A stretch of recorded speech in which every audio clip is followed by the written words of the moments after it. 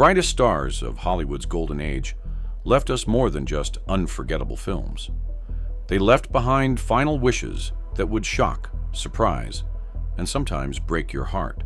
From Charlie Chaplin's enduring bitterness to Bette Davis's fierce exclusions, and from Clark Gable's eternal devotion, these untold stories prove the real drama happened when the cameras stopped rolling.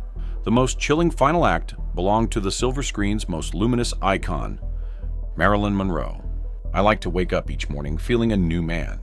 It was the ultimate tragic close-up, a scene that would define the rest of her legend. The world awoke on August 5th, 1962, to the news that Hollywood's brightest star had faded, but the details of her final, isolated hours remain shrouded in a Tinseltown mystery that refuses to cease. The official narrative of that fateful night involves her housekeeper, Eunice Murray, discovering Marilyn's bedroom lights on past 3 o'clock in the morning. Upon finding the door locked, Murray claimed she called Marilyn's psychiatrist, Dr. Ralph Greenson, who reportedly forced entry through a window. What followed was a confusing sequence of events that historians have been attempting to untangle for decades. These crucial initial moments, shrouded in contradictory accounts, have been debated by investigators and biographers ever since, suggesting a profound lack of clarity from the very beginning of the official timeline, and adding layers of doubt to the accepted story of her final evening. The inconsistencies began almost immediately.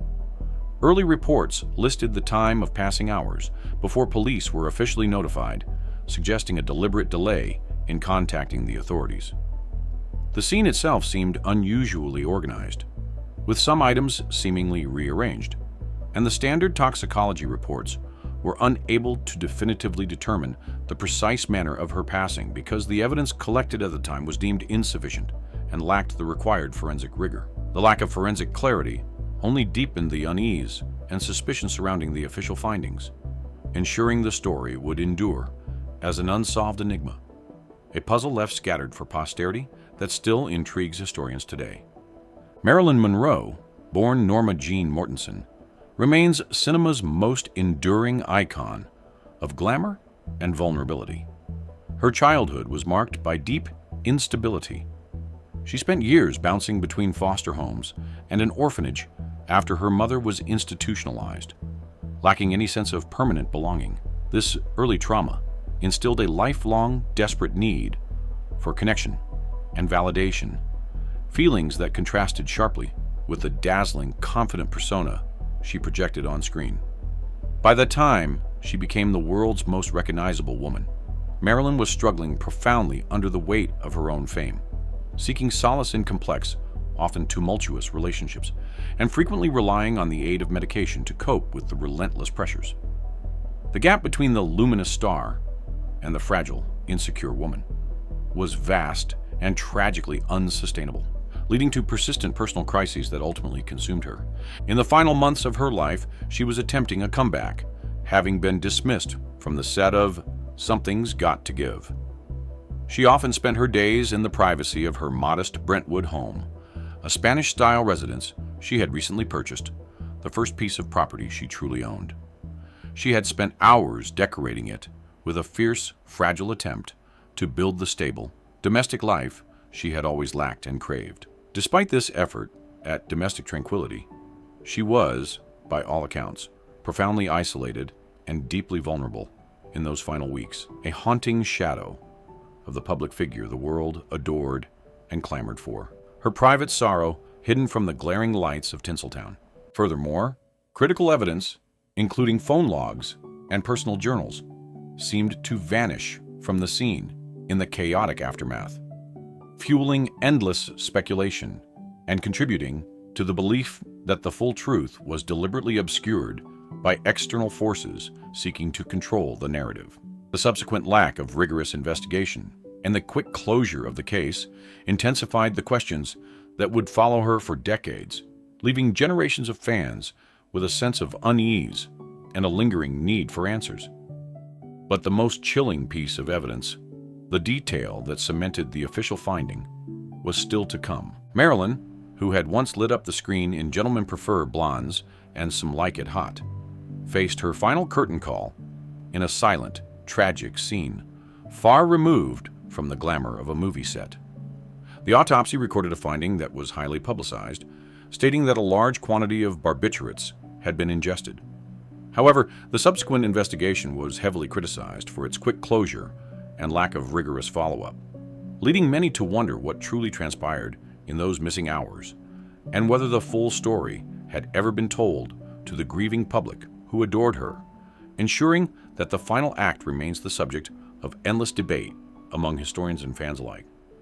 Many contemporaries who knew her questioned the finding, noting that Marilyn was never far from the telephone and was always reaching out to friends or colleagues, desperate to avoid true solitude. The idea of her ending her own life in such quiet, meticulous solitude seemed incompatible with her lifelong fear of being truly alone and her desperate need for connection and attention, suggesting a potential final moment shrouded in far greater turmoil and less clarity than the official narrative allowed. Her story remains the ultimate Hollywood tragedy. This tragic final scene, a life story left incomplete, a script with missing pages, stands as a stark reminder that even the most dazzling legends were, at their core, human beings. The ambiguities of that summer night in California left a profound mystery that Hollywood may never fully solve, forever casting a shadow of doubt over the last act of its most beloved star. But Marilyn Monroe was not the only star, whose final scene played out like a true life drama. Next, we turn the lens toward another star, who lived a life on the edge. A king of cool whose reckless spirit led to a devastating, unscripted crash. James Dean. The only reason they come to see me is that I know that life is great, and they know I know it. Today, we turn our attention to the restless energy of James Dean and the fateful decision that secured his eternal legacy. He was the restless spirit of a new generation, an artist who lived life with the pedal to the floor. But on a dusty stretch of Highway 4666, James Dean's need for speed translated into a devastating collision that played out like the darkest scene of a forgotten tragedy. Born James Byron Dean in Indiana, his youth was marked by profound disruption. His mother, the only person who truly understood him, passed away when he was just 9 years old, leading to his relocation to a relative's farm. This early loss fueled a deep well of emotional intensity and a restless temperament that would define both his acting and his personal life. He brought a raw, magnetic vulnerability to the screen, embodying the post-war angst of a youth grappling with a changing world in films like East of Eden and Rebel Without a Cause. His performances were electric, precisely because he seemed to be channeling a genuine, barely contained turmoil that resonated deeply with young audiences who felt misunderstood and searching for an identity. Dean's life was an exercise in intensity. He was devoted to his craft, but equally devoted to the thrill of speed and danger. He had a passion for racing that transcended a mere hobby, seeing it as another outlet for the energy and aggression he channeled into his performances. His close friends often noted that he lived as if time were running out, pursuing excitement and speed with an almost reckless abandon that tragically foreshadowed his end, as if rushing toward his destiny and unwilling to pump the brakes on life. His final day, September 30th, 1955, began with the sale of a $400 used Ford station wagon. The actor was preparing to drive his new, custom-built silver Porsche 550 Spider, a car he affectionately called Little Bastard, to a race in Salinas. He had been advised by his mechanic, Rolf Wütherich, to take the heavier but safer vehicle, but Dean, ever the rebel and thrill-seeker, insisted on driving the lightweight, notoriously quick racing machine himself. The irony was palpable, the same intense restlessness that made him a superstar in a handful of films would lead him inexorably toward his final destination on a desolate stretch of California highway. Little did anyone know, the most dangerous hour of the day was about to turn deadly. That afternoon, he and Wütherich set out north from Los Angeles, eager to reach the racetrack and test the limits of the new car. They were stopped once for speeding, a warning that proved tragically prophetic, and an early indicator of the excessive speed they were maintaining on the open road. As they traveled toward Cholame, California, the sun was low in the sky, creating the treacherous light known as golden hour, a beautiful cinematic effect that often obscures visibility on the highway and made the road exceptionally dangerous for drivers approaching intersections. At the intersection of Highway 46 and 2300, a black and white Ford Tudor sedan, driven by college student Donald Turnup Seed, turned a left directly into Dean's path. The result was a catastrophic, high-velocity impact that instantly destroyed Dean's sleek sports car, leaving it a mangled wreck.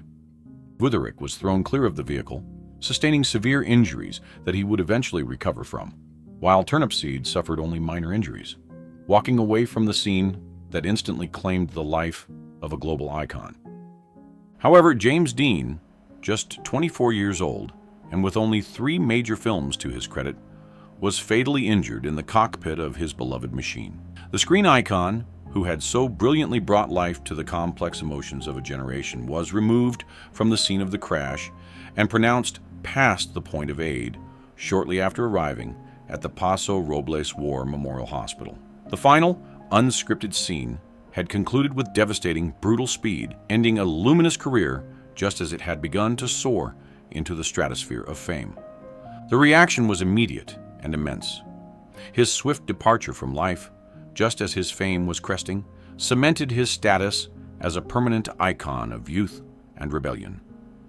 The grief among his young fans was unlike anything Hollywood had seen before, transforming him from a rising star into an eternal legend whose image transcended mere celebrity. His final, unfinished script became his most lasting achievement, a symbol of beautiful, tragic potential, forever preserved in time for posterity.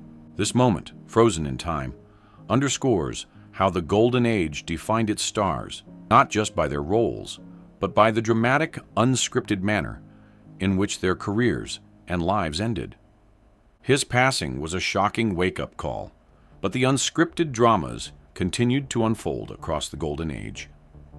Next, we explore the heartbreak of Judy Garland, a voice that brought joy to millions, but whose final notes were sung in tragic solitude, far from the lights of Hollywood. Judy Garland. If you have made mistakes, even serious ones, there is always another chance for you.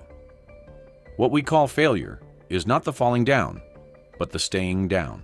Today we turn our attention to a star whose voice defined a generation, yet whose private life was tragically muted by sorrow. Judy Garland. For decades, her powerful voice had filled the greatest halls in the world, a beacon of hope wrapped in glitter and sorrow.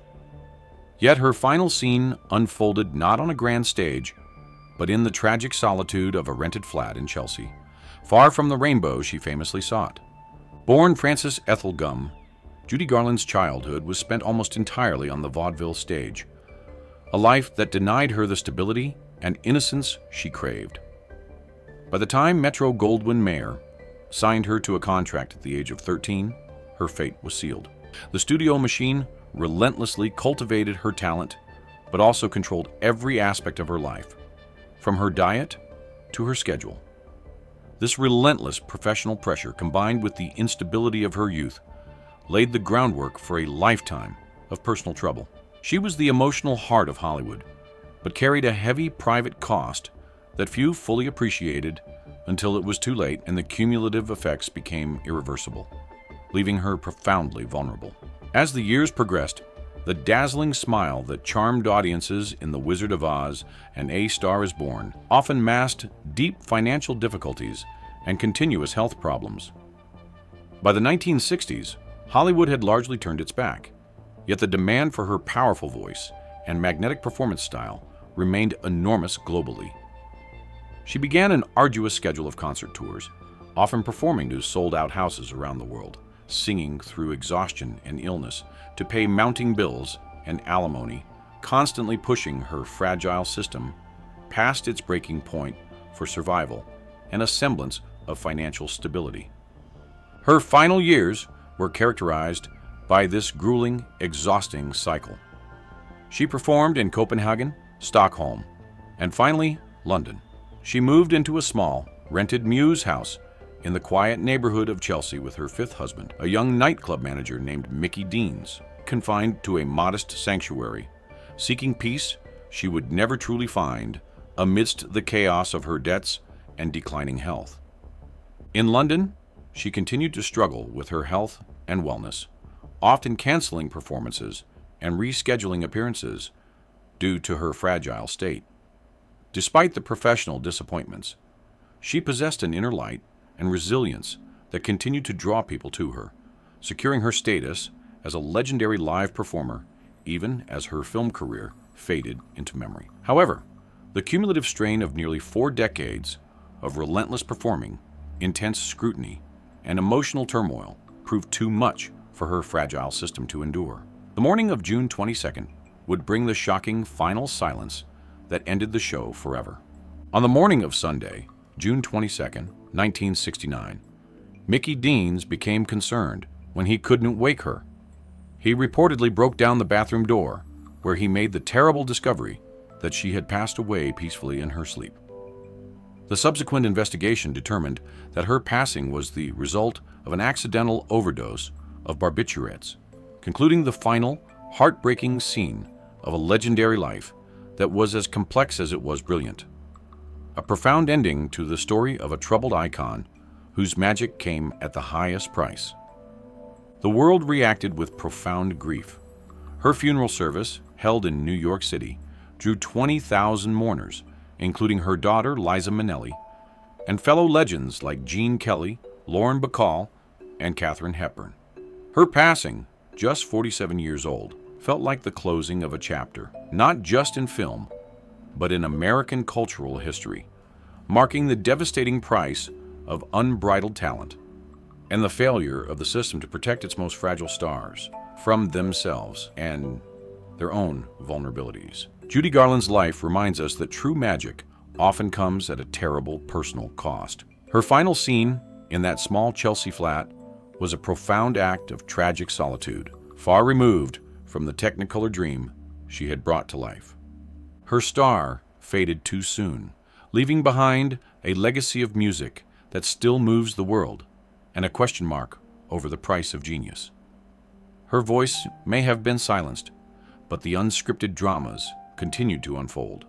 Next, we journey to the final patriotic act of Carole Lombard, a scene of service and sacrifice that ended in a fatal flight.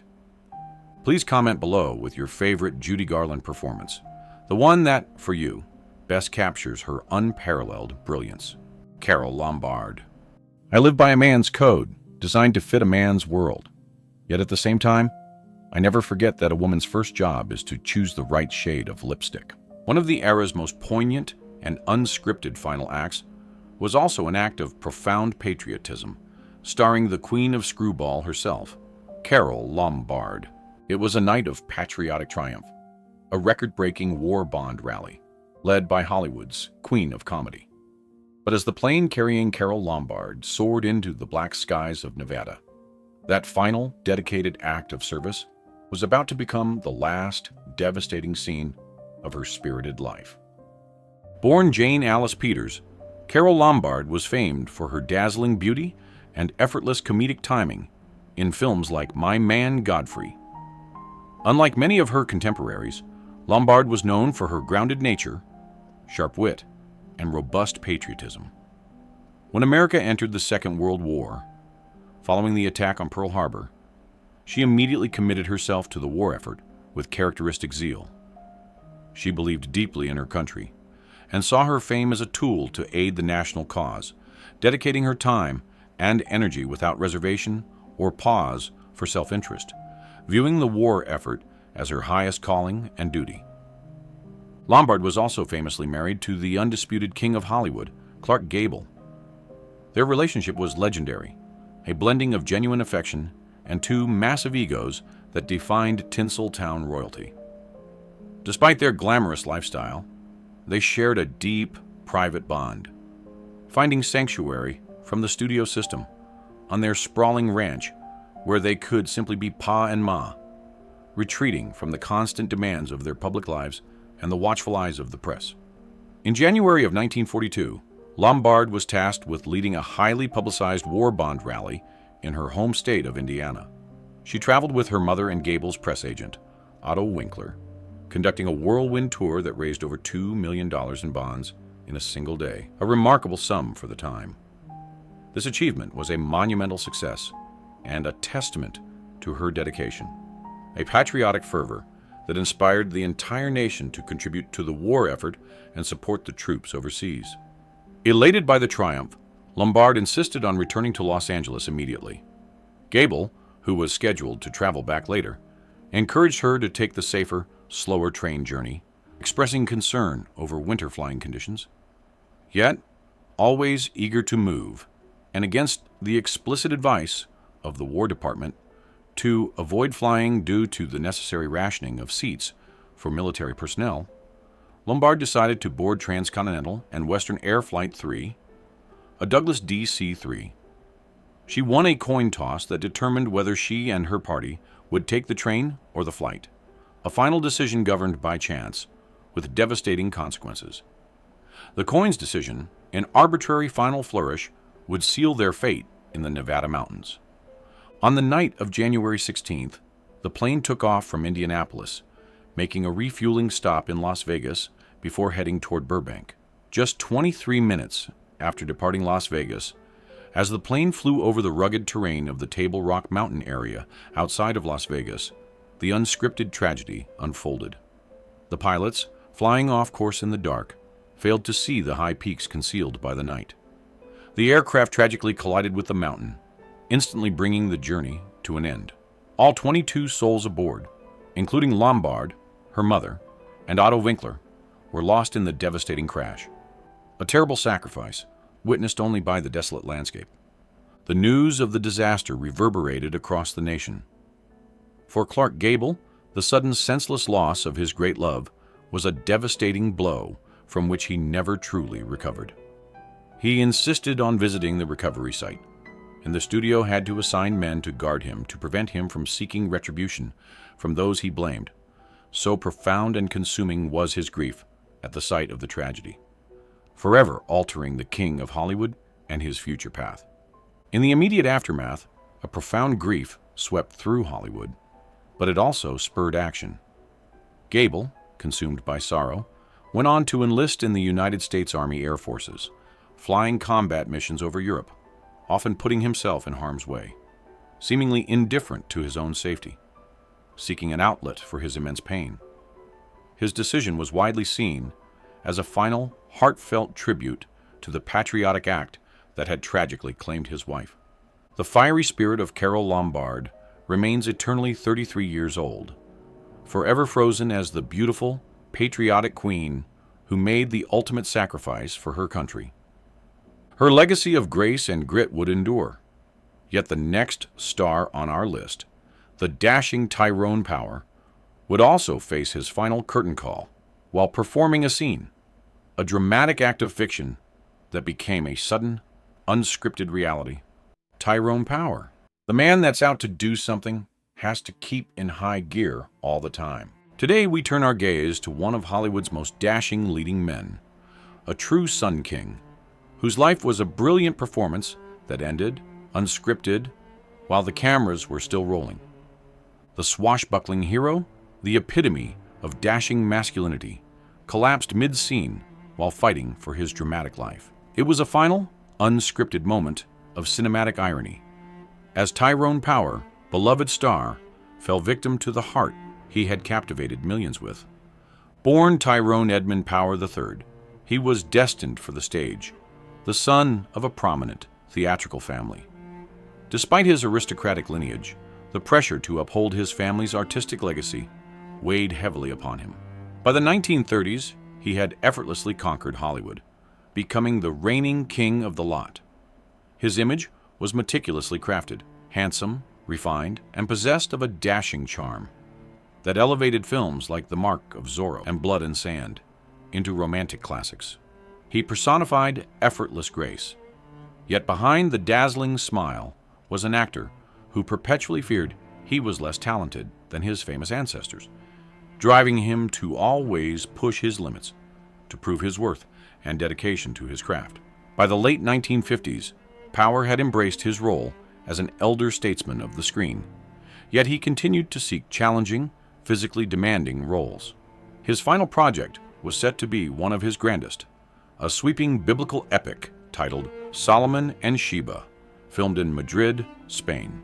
The production was massive, involving thousands of extras and enormous sets, a final canvas suitable for a star of his magnitude and reputation. The role was strenuous, requiring intense physical action and long hours under the Mediterranean sun. Power, who was already dealing with the strain of a long and demanding career, insisted on doing much of his own action work, refusing to let age or fatigue diminish his commitment to the role. He felt a profound need to prove his enduring strength, often masking the internal struggles he faced, and pushing his body beyond its limits in pursuit of a flawless performance. The scene that would prove to be his last was a classic piece of cinematic drama, an elaborate sword duel against his co-star, George Sanders. On November 15, 1958, the cameras began to roll. Power was fully invested in the choreography, the intricate dance of steel and effort demanding every ounce of his energy. During a moment of intense exertion, in the middle of the fictional fight for his character's life, Tyrone Power suddenly staggered and collapsed onto the ancient-looking floor of the set. The final scene of his life was about to be recorded on film. Chaos immediately erupted. The director halted the production, and fellow actors and crew members rushed to his side. It became terrifyingly clear that this was no dramatic flourish, but a genuine crisis, requiring immediate medical attention. He was swiftly taken from the set and driven to a nearby hospital. Tragically, the efforts of the medical staff were ultimately unsuccessful. Tyrone Power, at the age of 44, had suffered a massive cardiac event. His passing on the set of an unfinished film was profoundly shocking, a tragedy magnified by the sheer, brutal irony. The actor who had performed thousands of dramatic departures on screen met his end in the middle of a staged one. His final scene was a blur of real-life confusion and sorrow, contrasting sharply with the perfect order of a Hollywood script. The irony was devastating and unmistakable, an unscripted climax to a life lived in service to drama. The great Spanish epic had lost its king. Yul Brynner was hired to replace him, and much of the film had to be reshot.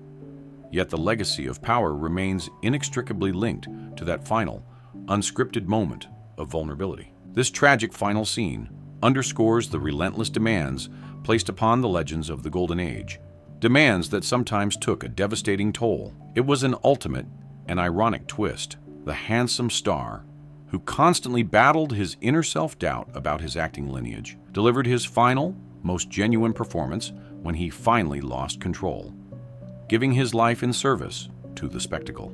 His career, though tragically curtailed, remains a testament to effortless charm and enduring cinematic excellence. Subscribe to our channel and ring that notification bell for more stories of Hollywood's unscripted final acts. The dramatic curtain had fallen on the Sun King, but the next star we explore also faced a painful, unscripted final scene, an exile that stretched across 25 years before his quiet, final departure from a country that once adored him. Share this profound story of dedication and tragedy with a fellow classic film enthusiast, Charlie Chaplin. Nothing is permanent in this wicked world, not even our troubles. Yet for one legendary figure, the final, poignant scene was not one of sudden loss, but of quiet, principled solitude, lived out across 25 years in self-imposed exile. The little tramp, once America's greatest love, had been cast out in a bitter scene of political fear. His ultimate curtain call was a quiet, serene event in Switzerland, marking a final, unyielding victory over the country that had rejected his genius. Charlie Chaplin, the beloved figure whose silent films transcended language barriers and captured the heart of the world, was born into desperate poverty in London. His childhood was a harsh reality of hunger and institutional uncertainty, a profound experience that instilled in him a lifelong compassion for the poor, and a deep mistrust of powerful institutions. This background informed his genius, allowing him to portray human suffering with unparalleled comedic warmth. He was a colossal figure in American cinema, a pioneer who co-founded United Artists and directed, starred in, and scored his own films, reaching the pinnacle of global celebrity and cultural influence. Yet, despite his immense contributions, Chaplin became a target during the political fervor of the post-World War II era. His humanitarian views and his refusal to denounce communist ideologies led to accusations of being a communist sympathizer by certain factions of the press and government. The United States government, under the shadow of the McCarthy era, moved to limit his presence and punish his perceived political nonconformity, threatening his entire career and life in America. The very country that had celebrated him now turned its back in an unprecedented act of rejection. His incredible success story was about to take a dark and permanent turn. The final decisive blow came in 1952, when Chaplin was traveling to London for the premiere of his film, Limelight. The Attorney General ordered that Chaplin be refused re-entry into the United States based on allegations of his political leanings and conduct. Chaplin, stunned and deeply hurt by this betrayal from the nation he had called home and enriched for 40 years, made a defiant, irreversible decision. He would not fight to return to a country that had so publicly scorned him, choosing his principles over his fortune. He settled in Manoir de Bonne, a beautiful estate overlooking Lake Geneva in Vevey, Switzerland. This setting became the stage for his final, protracted scene. Far from the chaos of Hollywood studios and political persecution, he found sanctuary and profound happiness with his last wife, Una O'Neill, who was 36 years his junior. Their enduring love story produced 8 children, and Chaplin spent the next quarter century in the quiet dignity of domestic bliss and continued artistic endeavor, writing his memoirs and composing music, achieving a tranquility that the clamor of stardom had ultimately denied him. His exile was a choice, a final statement against the political forces that had tried to silence him. In Switzerland, he maintained his creative output and, most importantly, secured the stability for his large family that his own childhood had utterly lacked. The final act of reconciliation came only in 1972, when Hollywood, recognizing the gravity of its past error, invited Chaplin to return briefly to accept an honorary Academy Award. The sight of the elderly master, frail but beaming, receiving a 12-minute standing ovation, the longest in Oscar history, was a deeply moving moment of cinematic closure, a partial healing of a decades-old wound before the entire world. He accepted the honor, then quietly returned to his cherished Swiss haven, his principles intact. He passed away peacefully on Christmas morning, 1977, at the age of 88, surrounded by his family at Manoir de Bonne. He was buried there, a legend laid to rest in the sanctuary he had chosen over the country that once spurned him. His peaceful departure proved that sometimes the greatest victory is simply moving on. Chaplin's choice was exile. Our next star, the beautiful Clara Bow, chose another form of retreat, a total, decades-long silence that followed her scandalous reign as the It Girl. Share this story of resilience and redemption with fellow film historians. Clara Bow. One of the great penalties those of us who live our lives in full view of the public must pay is the loss of that most cherished birthright of man's privacy. Today we delve into the story of a woman whose magnetic presence defined an entire era, but whose final scene was one of total, self-imposed silence. The legendary Clara Bow. She was the It Girl, the flapper icon who defined the jazz age with reckless abandon. But her final scene was a deliberate, almost monastic retreat from fame, a life sentence of silence, far from the blinding lights she once commanded. Born in the slums of Brooklyn, Clara Bow's early life was steeped in hardship and emotional turmoil. A world away from the dazzling flapper image she would later embody. She endured extreme poverty and instability, experiences that left her with a fragile emotional core despite her outwardly vivacious nature. Her fiery screen presence in the 1920s was genuine. She lived life with the untamed, carefree energy she displayed in films like Mantrap and It. She possessed a natural, unstudied charisma that made her the most electric presence of the silent film era, capturing the restless spirit of a new generation with an almost animalistic energy.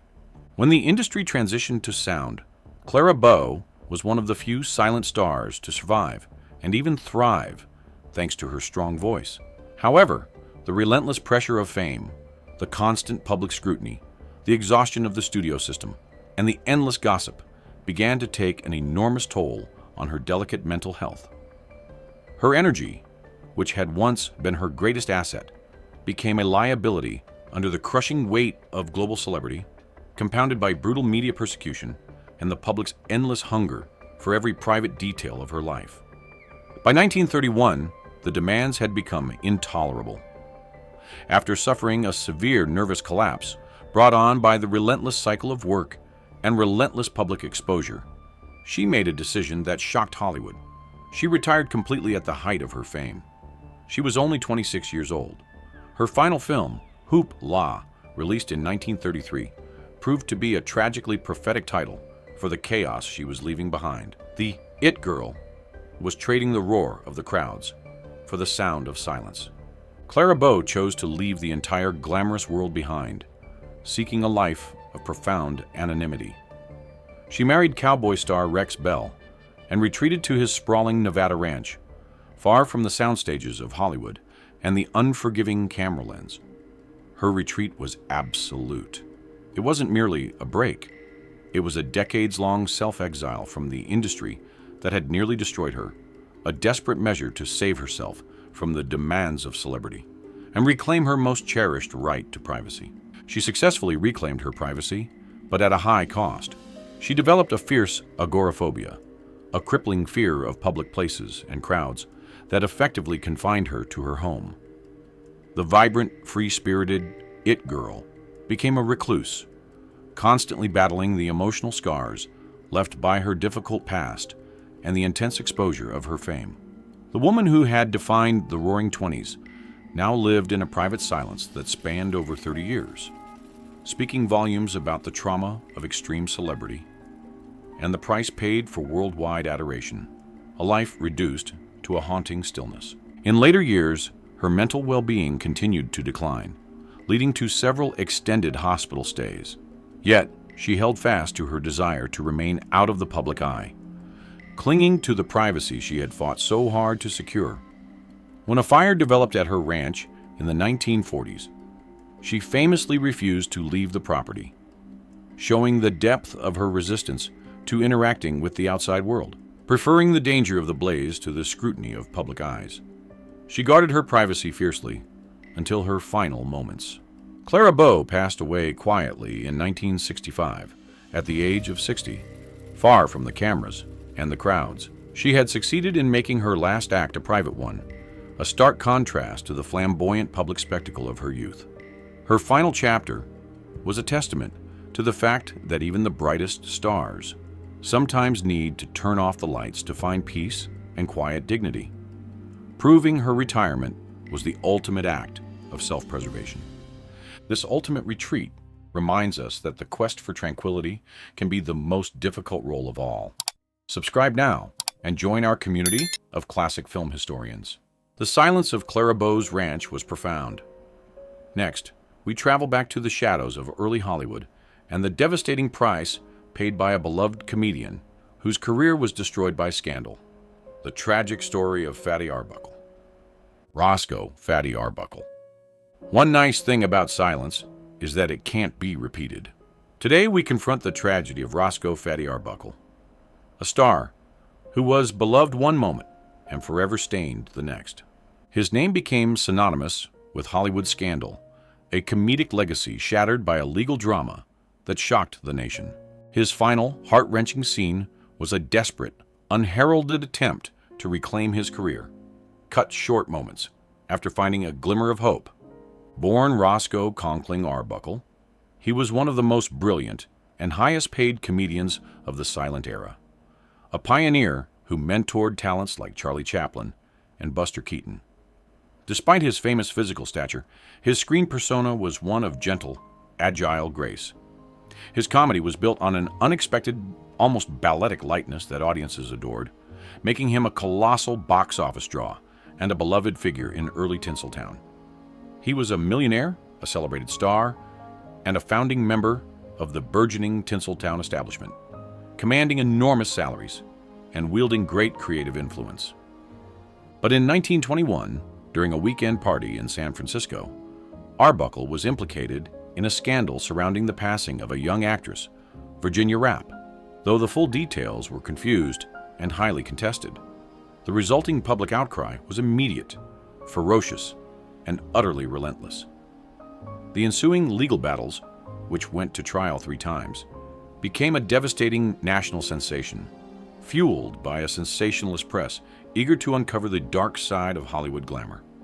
The public appetite for scandal proved insatiable, destroying Arbuckle's reputation before the courts could even reach a verdict and permanently damaging his public image.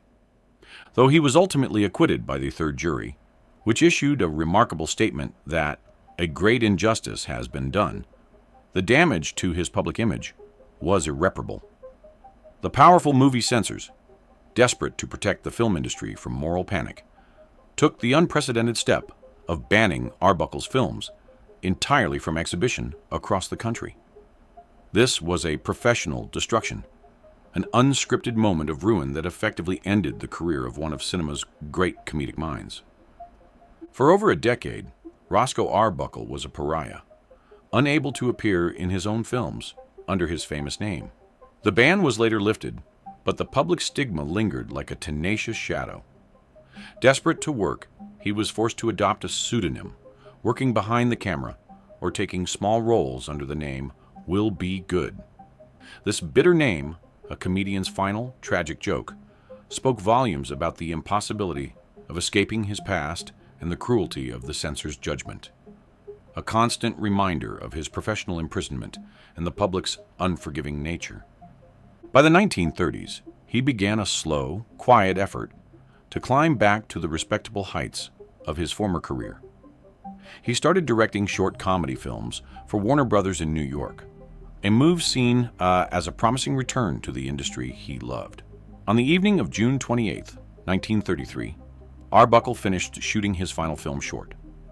That same night, he signed a new contract with Warner Brothers to film a series of 6 full-length features, a major commitment that signaled his acceptance back into the mainstream.